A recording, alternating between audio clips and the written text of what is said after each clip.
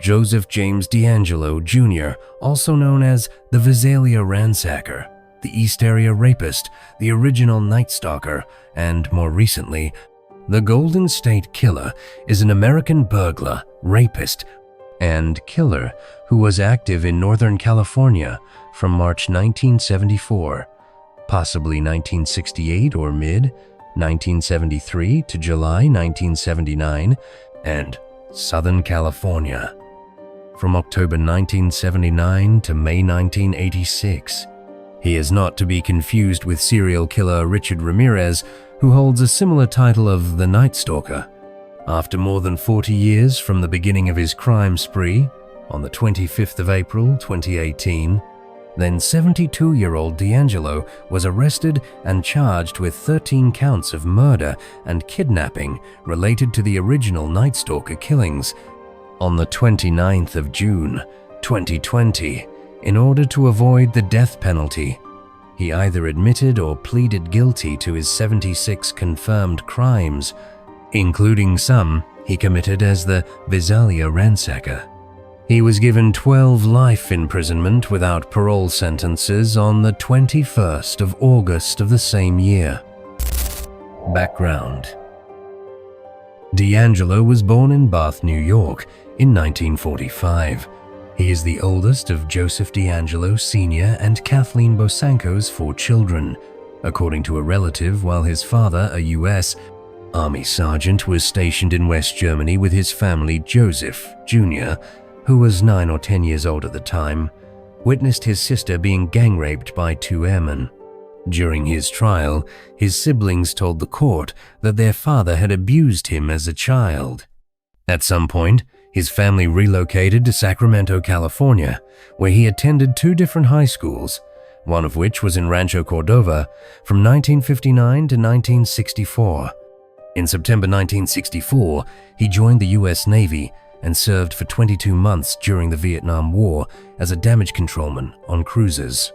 After his discharge, he attended Sierra College in August 1969, later graduating with honors from an associate degree in police science. In May 1970, Joseph became engaged to Bonnie Jean Colwell, a classmate. But she broke it off when he became abusive, in one instance pulling a gun on her to force her to marry him. The breakup angered him so much that he would later say, "I hate you, Bonnie," to one of his rape victims. A year later, he attended California State University in Sacramento, obtaining a bachelor's degree in criminal justice. He took postgraduate courses, police training at the College of the Sequoias in Visalia, and completed a police internship at the Roseville Police Department. From May 1973 to August 1976, he worked as a burglary unit police officer in Exeter, near Visalia, where he was considered by his colleagues as the black sheep, an ambitious loner who never quite fit in with them.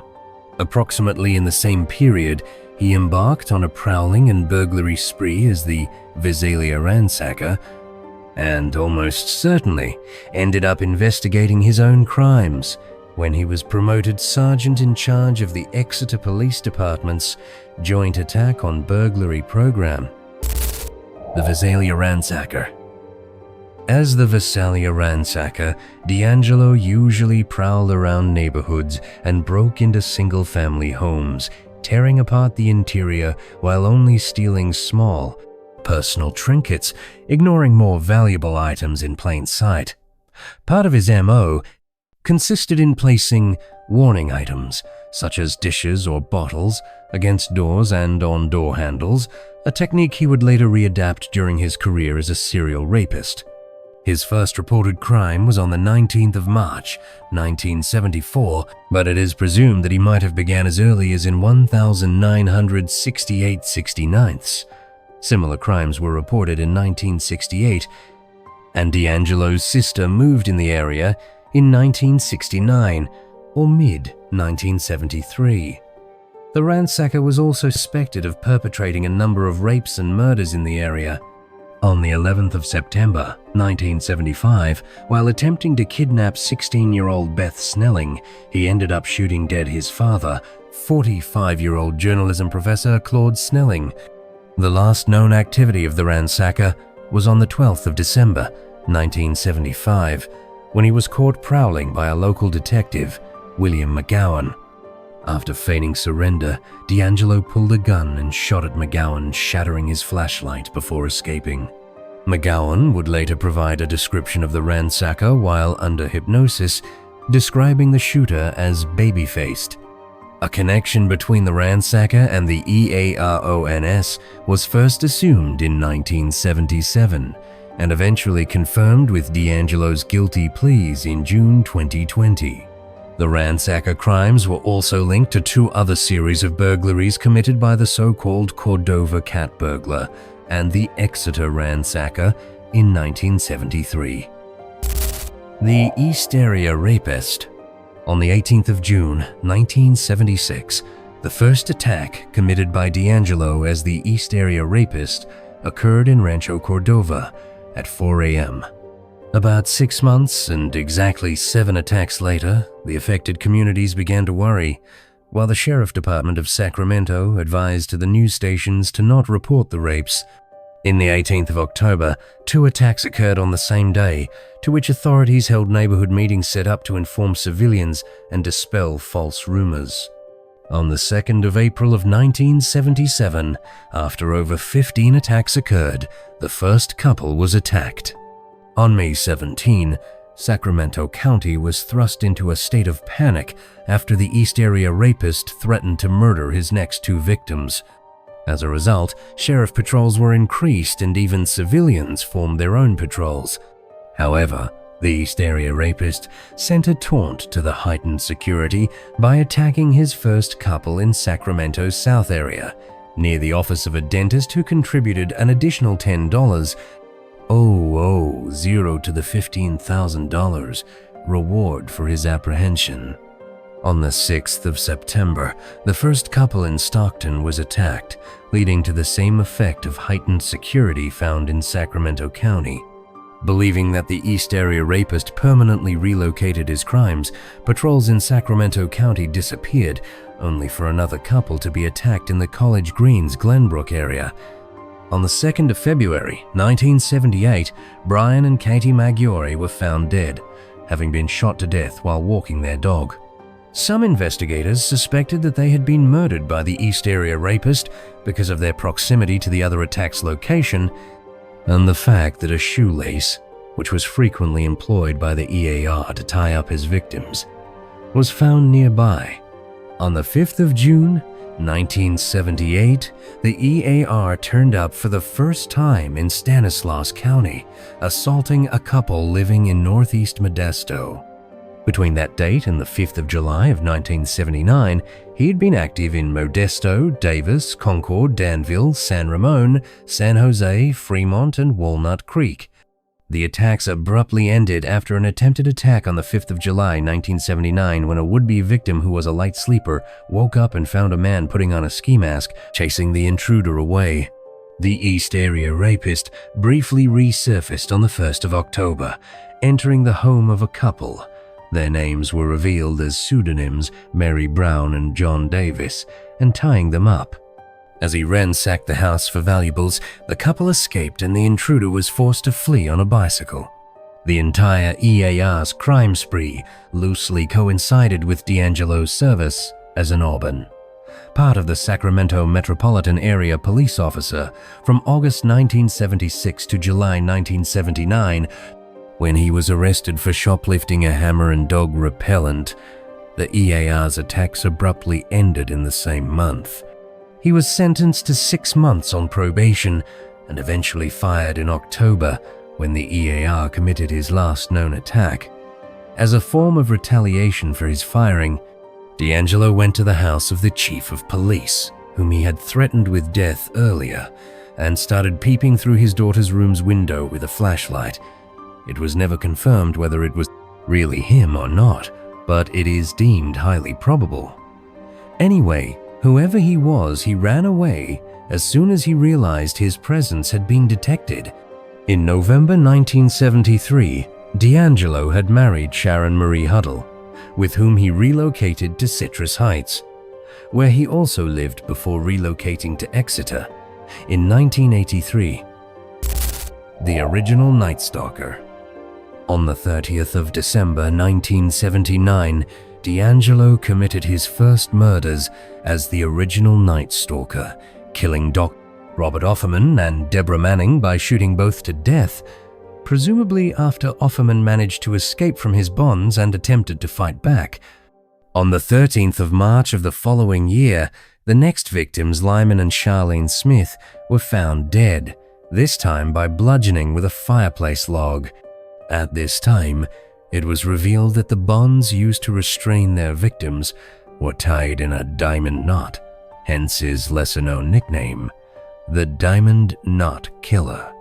Months later, Keith and Patrice Harrington were also murdered, and then, on the 5th of February 1981, the original Night Stalker killed his first lone murder victim, Manuela Withun. Following this murder were 3 more murders of Cherry Domingo and Gregory Sanchez on the 27th of July and Janelle Lisa Cruz on May 4, 1986. In 1990 or 1991, the criminal made his last known contact with the public on a phone call he made to one of his victims. Then, he disappeared completely, and no murders or rapes committed by him have followed. About a decade later, in 2001, a remarkable connection was made by authorities.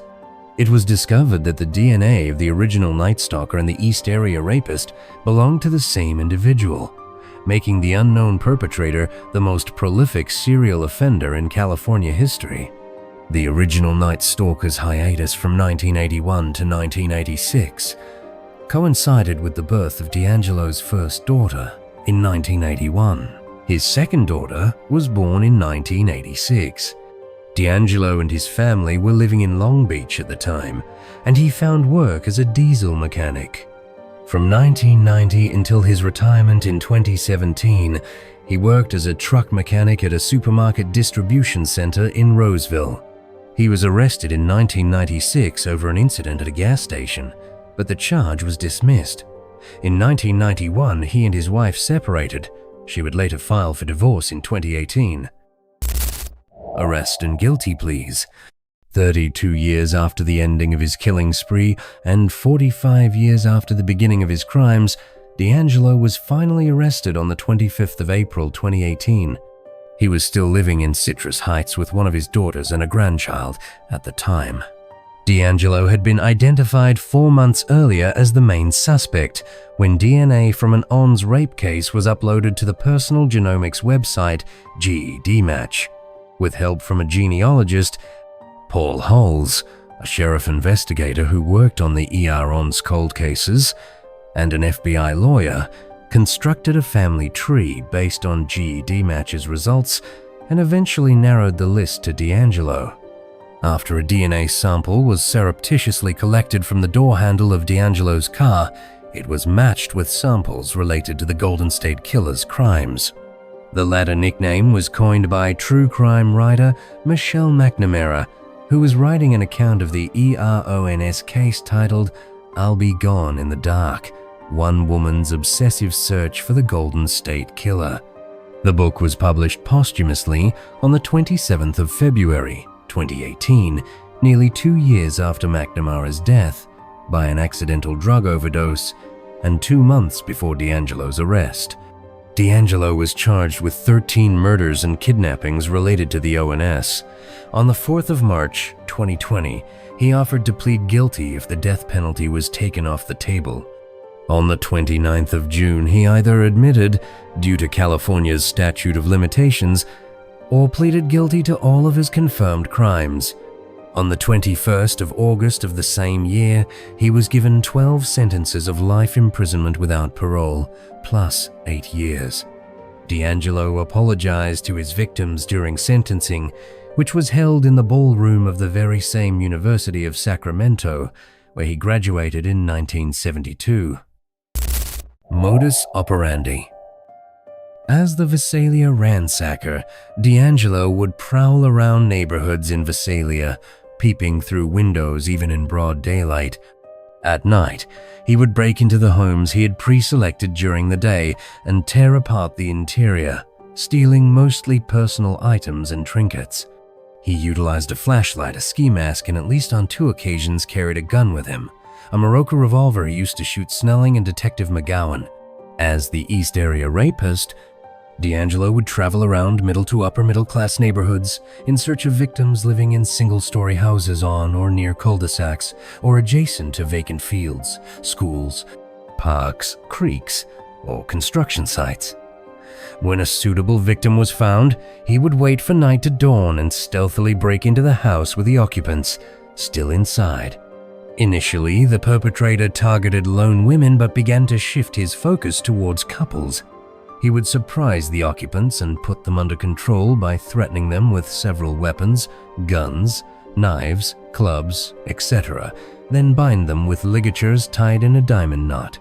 While most of the female victims were raped, males, if present, were tied up with dishes and/or saucers placed on their backs. At that point, he would threaten to kill everyone in the house if he heard them moving. As the original Night Stalker, DeAngelo would kill the present male, should there be one, by bludgeoning. He would then sexually assault the females before murdering them as well. In the case of his first murders, both victims were shot only.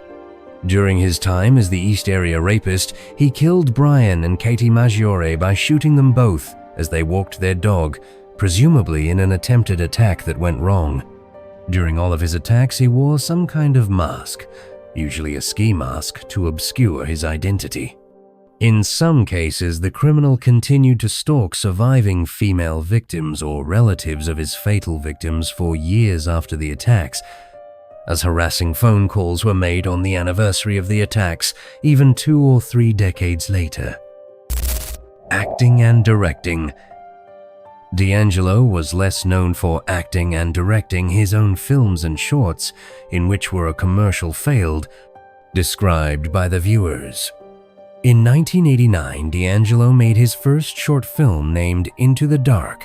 The film starred unknown actors and actresses such as Jerry Winchester, Jamal Otis, and DeAngelo, oddly, as the killer or villain. The short turned out to be a commercial failure. It took 1 day in production. DeAngelo then created his first full-length film in 1991 called The Monster. It took 3 years in the making. DeAngelo's films never made it to television or DVD afterwards. DeAngelo quitted his acting career to be a former police officer. During the investigation, criminalists compiled a psychological profile of the Golden State Killer, at the time known only as the original Night Stalker, which stated that he was a white male in the age of 18 to 25 at the time the crimes began, with blue or hazel eyes, between 5'8" and 5'11", and physically fit. He most likely wore a size 9 shoe and had type A blood. He lived in the Sacramento area between 1976 and 1979 and had been known to pose as a realtor, building inspector, or prospective homebuyer. He showed proficiency in tying diamond knots and likely engaged in bondage-oriented fantasies with female sexual partners, as well as collected pornographic material involving bondage. Somehow, he had access to a large collection of handguns and knives, as well as flashlights. He likely became a voyeur in his late teens or early 20s. He lived and/or worked near Ventura, California in 1980, and had some means of income, but did not work in the early morning hours. He drove a well-maintained car, possibly an older Volkswagen Beetle, as of 1977, dressed well and didn't stand out in upscale neighborhoods. He appeared harmless, was intelligent and articulate, and was neat and well-organized in his personal life. Due to the constant rapes and murders, he was possibly unmarried and did not enter into long-term relationships, and would have been described by those who knew him as arrogant, domineering, manipulative, and a chronic liar. According to the crime scenes, he had some knowledge of police investigative methods and evidence-gathering techniques, possibly acquired from law enforcement or military police training. He was an experienced cat burglar and might have begun raping and murdering that way. This would also make the possible conclusion that he had a criminal record as a teenager that was expunged, engaged in sex with prostitutes, peeped into the windows of many potential victims whom he did not attack, engaged in deviant paraphilic behavior and violent sex in his personal life, and was sexually functional and capable of ejaculation with consenting and non-consenting partners. The profile has also stated that the criminal would be self-assured and confident in his abilities, hated women for real or perceived wrongs, and would continue committing violent crimes until incapacitated by prison, death, or some other intervention. If married, he probably had a submissive spouse who tolerated his sexually deviant behavior. Although not so much is yet known on DeAngelo's life, he seems to fit this profile, and that of the Visalia Ransacker, very well. He was physically fit, biked, dived, fished, and was a boating enthusiast, even in old age. He was a police officer and was described by neighbors as overly meticulous. With a short temper, he once pulled out a gun during an argument over a parking spot and was prone to loud verbal outbursts. He was also known to visit strip clubs.